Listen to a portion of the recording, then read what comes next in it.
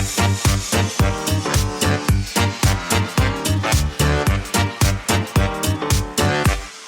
y a un an, à quelques jours près, je posais ma démission. Alors, je ne vais pas démissionner tout de suite puisque j'avais un préavis de plusieurs mois, mais j'avais posé ma démission et j'avais eu un retour du dispositif démission reconversion après des démarches que j'avais effectuées, ayant senti que l'environnement de travail qui m'avait tant épanoui pendant des années ne m'était plus du tout favorable.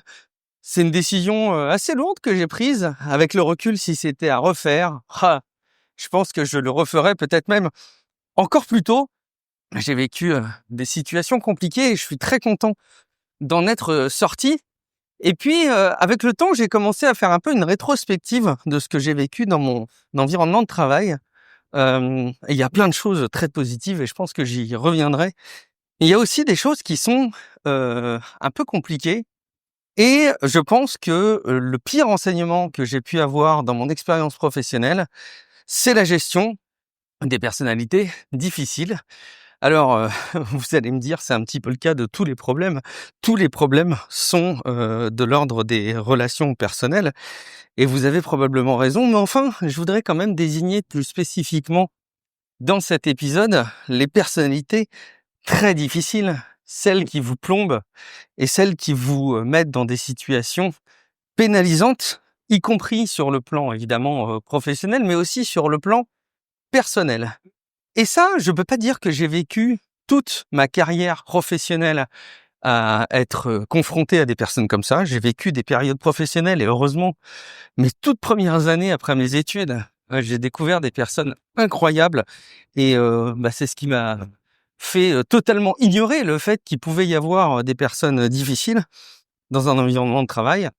Mais par la suite, j'en ai rencontré plein. Alors d'ailleurs, peut-être que l'expérience aussi nous amène à mieux les identifier.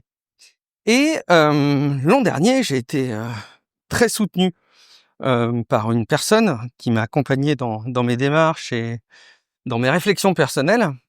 Et cette personne m'avait envoyé un questionnaire qui permet d'identifier un petit peu dans quelle mesure est-ce qu'on est face à une personnalité difficile. Donc il y a plusieurs critères et il y en a une trentaine et je voudrais vous les lister, ces différents critères, parce que peut-être que vous aussi, vous pourriez être face à une personnalité difficile. Alors je vais découper ça en plusieurs épisodes, ça va être un peu une saga, et je vais vous donner les 10 premiers critères qui sont listés. Et puis je vous propose, pendant que vous écoutez cet épisode, je sais pas si vous avez un petit post-it, une craie, un stylo, quelque chose pour noter le nombre de critères qui matchent, peut-être avec une personne que vous avez dans votre entourage. Alors ça marche aussi à titre perso et à titre pro. Et donc si vous en avez 14 sur les 30, on peut considérer que vous êtes face à une personne très problématique. Allez, je vais commencer. Premier critère, la personne culpabilise les autres au nom du lien familial, de l'amitié, de l'amour, de la conscience professionnelle, etc. Et moi, typiquement, ça me rappelle effectivement des situations dans mon travail.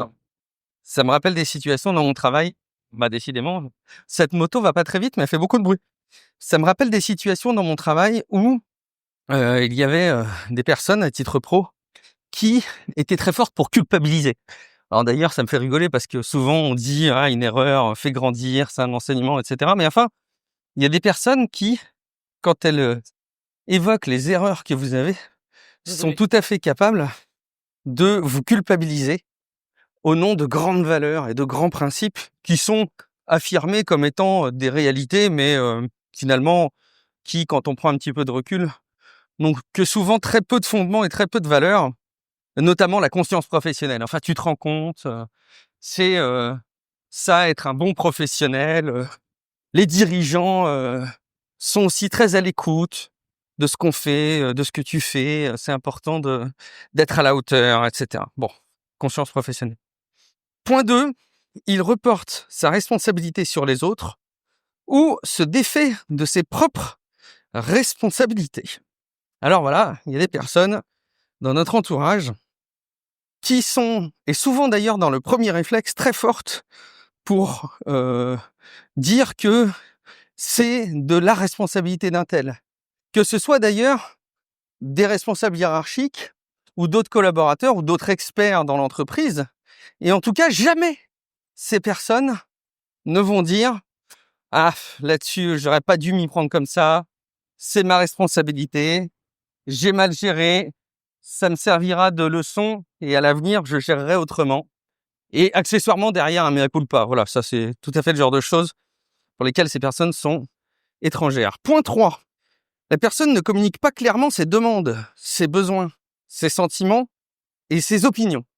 Alors j'ai fait la majeure partie de ma carrière dans des métiers de communication où on connaît l'importance du brief. Souvent, pas toujours, mais souvent, une mauvaise communication est issue d'un mauvais brief, de mauvaises instructions, de mauvaises demandes. Et en l'occurrence, on identifie encore plus clairement quand on a travaillé dans la com à quel point il y a des personnes qui vous demandent un truc. Ça peut être extrêmement factuel ou très large, qui vous demandent quelque chose, un projet, et qui vous font pas des objectifs très très très clairs, et qui le fait peut-être avec des ellipses, des phrases incomplètes, terminent pas leurs phrases. Et quand vous essayez de creuser et d'avoir des précisions, malheureusement, ça retombe sur des éléments tout aussi vagues, et vous avez le sentiment que c'est vous qui êtes bête, parce que vous ne comprenez pas, vu que la personne, à force de lui poser plein de questions, elle vous redit la même chose. Point 4, très en cohérence, il répond très souvent de manière floue. C'est-à-dire, vous lui demandez, est-ce que tu préférerais qu'on se lance dans un projet bleu ou dans un projet vert? Ah, c'est intéressant, parce que oui, c'est bien que tu te poses la question, il nous faudrait probablement déterminer une couleur sur ce projet. Oh, excuse-moi, j'ai un coup de fil important, je décroche. Voilà, donc vous n'êtes absolument pas avancé sur votre demande. Point 5, il change ses opinions, ses comportements ou ses sentiments selon les personnes et les situations. Ah, c'est génial parce que dans les grandes entreprises, c'est très facile d'identifier ça. Mais vous avez là aussi des personnes extrêmement changeantes qui sont capables, à un moment, de vous encenser, par exemple, et puis à un autre moment, de vous considérer comme le pire élément qui existe, ou même, sur des demandes extrêmement factuelles et extrêmement précises, de commander un projet et après de dire que c'était absolument pas une demande. Ou que la demande n'était pas celle-ci, mais elle était une autre. Entendons-nous bien, d'ailleurs, sur tous ces critères. On a souvent, et il faut faire son autocritique, ça peut nous arriver à titre individuel, certains de ces critères qui nous concernent nous, desquels on est responsable, ou des personnes qui rassemblent quelques-uns de ces critères. Et c'est normal, en fait, l'être humain n'est pas parfait du tout, certainement pas moi, mais encore une fois, l'idée, c'est d'arriver à identifier une personne de votre entourage qui vous pèse un petit peu et qui rassemble l'ensemble de ces critères. Alors l'ensemble, pas tous, mais une grande quantité de ces critères. Point 6. La personne évoque des raisons logiques pour déguiser ses demandes. Bon, alors au lieu de dire je souhaiterais que tu fasses ça, eh ben la personne, elle va vous dire écoute, compte tenu de l'orientation du marché, de ce que font les gens, tu dois faire ça. Ce qui est en fait très différent, parce qu'évidemment, on n'est pas du tout dans la même logique. Mais là, en l'occurrence, c'est des demandes et elles sont déguisées. La personne n'exige n'exige des autres qu'ils soient parfaits, qu'ils sachent tout, et reporte immédiatement aux demandes et aux questions. Voilà. Alors là, vous avez là aussi des personnes qui vous formulent des attentes extrêmement fortes au niveau comportemental, là aussi sur le plan professionnel, mais on a plein de situations où, sur le plan personnel, on se doit d'être irréprochable. Et là, quand vous avez ce sentiment d'exigence, petite alerte, il met en doute les qualités, la compétence, la personnalité des autres. Il critique sans en avoir l'air, dévalorise et juge. C'est le point 8. Donc typiquement, quand vous avez des personnes qui critiquent d'autres personnes, évidemment dans leur dos, qui en critiquent même plusieurs, souvent on critique pas qu'une personne quand on est soumis à ce travers-là, mais ce sont des personnes qui critiquent régulièrement. Voilà, celui-ci, Ah, il est nul. Ah, tel autre, pas compétent du tout. Ah là là, cette personnalité, vraiment, elle est pas compatible avec le fonctionnement au travail. Point 9. La personne fait transmettre ses messages par autrui ou des moyens qui lui permettent d'éviter le face-à-face, téléphone plutôt que de rencontrer, laisse des notes écrites. Ça, c'est le point 9 et évidemment, c'est un point 9 qui s'illustre parfaitement avec des outils de messagerie instantanée comme Slack ou Teams. En fait, bien souvent, c'est des personnes qui vous envoient des instructions avec des outils de messagerie instantanée, des mails, des post-it, ou qui demandent à d'autres personnes de vous transmettre une demande parce que c'est elle qui l'a demandé, cette personne, mais elle n'est pas suffisamment disponible pour vous solliciter en direct. Donc voilà. Point 10. La personne sème la zizanie et crée la suspicion, divise pour mieux régner et peut provoquer la rupture d'un couple ou, je compléterai, parce que ça, je cite le point 10 tel quel, ou des conflits au sein d'une équipe professionnelle, par exemple. Donc là, vraiment, on a une situation comme celle de l'album, je ne sais pas si vous connaissez Astérix, qui s'appelle La Zizanie, où on a quelqu'un qui va aller spécifiquement détruire des collectifs, qu'ils soient familiaux, qu'ils soient amoureux ou qu'ils soient professionnels.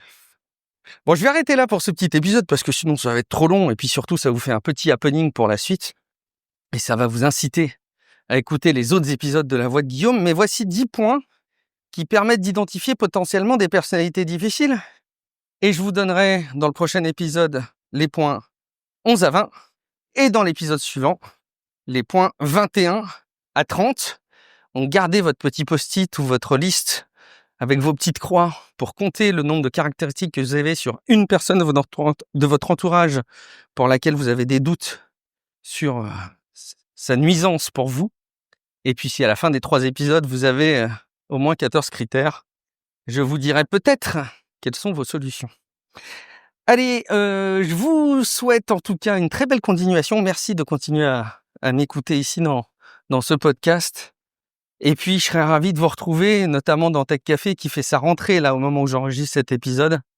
On essaye d'installer des nouveaux rythmes et j'essaye, moi, des petites choses. Là aussi, je vous en toucherai un petit mot. Merci beaucoup pour votre fidélité. À très bientôt dans un prochain épisode de La Voix de Guillaume.